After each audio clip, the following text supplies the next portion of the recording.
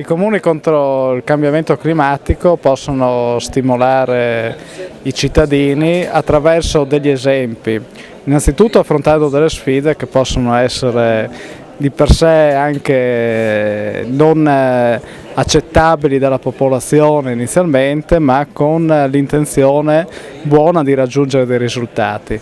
Sicuramente dei risultati clamorosi inizialmente non possono essere raggiunti perché la situazione in cui ci troviamo è molto difficile, però il Comune attraverso il suo impegno istituzionale porta sicuramente degli esempi attraverso i quali poi la cittadinanza acquisisce delle nozioni che sono legate a delle pratiche quotidiane come stile di vita, ma anche nozioni legate poi all'economia, all'attività che poi caratterizzano il territorio, in particolar modo i modelli costruttivi e di creazione di sistemi energetici di produzione locale.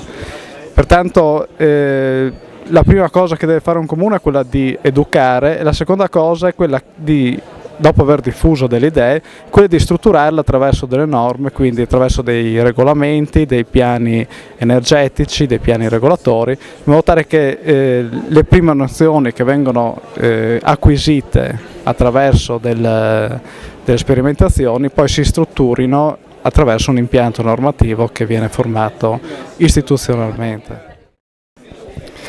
Alors c'est vrai que dans la lutte contre le changement climatique, les communes ont leur part à faire, elles peuvent, elles, influer beaucoup sur la mobilité, sur la façon d'habiter, la façon de concevoir l'habitat. Et pour ça, je pense qu'elles doivent avant tout être exemplaires et montrer la voie aux habitants. Parce que si on dit aux habitants faites comme ceci ou faites comme cela, et si la commune elle-même, dans ses pratiques quotidiennes, ne montre pas cette voie-là, c'est vrai qu'elle n'incitera pas ses habitants à aller dans le même sens. Et l'initiative d'Alliance aujourd'hui, elle est intéressante parce qu'elle aide les communes à aller dans le bon sens tout ensemble et peut-être voir, si ça peut exister, quelle est la meilleure façon d'avancer et même quelles sont les erreurs à ne pas commettre, parce que peut-être que certaines communes finissent par avoir de l'expérience et de se dire on a essayé ça et ça n'a pas marché, allons plutôt dans ce sens-là.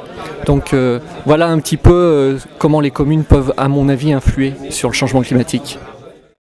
Zunächst sich bewusst werden, was sie verursachen, wo das Potenzial liegt und dann je nach Fall, sagen wir bei Gebäudeisolationen, im Verkehrsbereich, im Bereich Landwirtschaft und Ernährung, die Beziehung, die sie haben zwischen ihren Bauernbetrieben, die noch überlebt haben, und den Konsumenten, da gibt es schon Potenzial.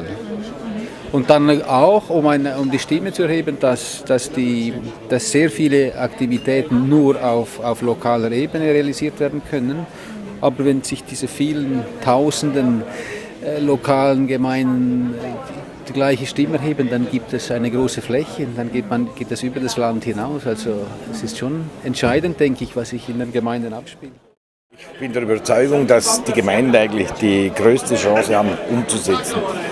Wir haben in Schaan eine Energieberatung eingeführt. Jeder Einwohner, jeder Liegenschaftsbesitzer kann sich melden und wird kostenlos beraten.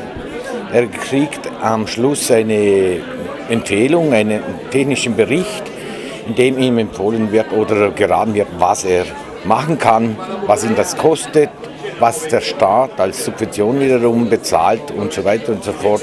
Wird sehr gut genutzt. Wir haben jetzt das im Juni letztes Jahr angefangen und haben jetzt schon über 300 Beratungen durchgeführt. Daraus haben sich schon ca. 120, 130 Projekte entwickelt, also fertig realisiert, sei das Photovoltaik, Wärmedämmung und so weiter und so fort. Und es ist so, dass genau die Gemeinden, die am nächsten am Bürger sind und die auch begeistern können und durch finanzielle Anreize natürlich die Leute begeistern können. Und es ist im Moment sehr gut angelaufen und ich hoffe, es geht so weiter. Die Gemeinde ist Bürger und umsetzen kann nur der Bürger. Also das Obergeordnete kann im Grunde die Fäden spinnen oder das Geld zur Verfügung stellen, aber die Initiative kommt vom Bürger und die Gemeinde ist Bürger. So sehe ich das. Und was passiert ganz konkret in Siebratsquell? Was geht vom Bürger aus und was wird vom Bürger gemacht? Der Bürger in Siebratsquell, oder ich versuche dem Bürger klarzumachen, dass es nur eines gibt und das ist die Nachhaltigkeit. Also Nachhaltigkeit ohne Qualitätsverlust ist eigentlich das Ziel und das, ja, als politisch Tätiger möchte diese Botschaft, die es vielleicht noch ein bisschen nachhinkt, möchte ja, salonfähig machen, wenn man das böse so ausdrückt. Wäre mein Ziel. Ja, Gemeinden können eine ganze Menge beitragen. Ich denke da in erster Linie an das Thema der Energieversorgung durch den konsequenten Einsatz erneuerbarer Energien in den verschiedenen Facetten, von der Solar-, Photovoltaik bis hin zur Wasser- und Bioenergie gibt es jede Menge Einsatzmöglichkeiten und hier hat vor allen Dingen der Alpenbereich sehr viele Möglichkeiten gegenüber anderen Regionen.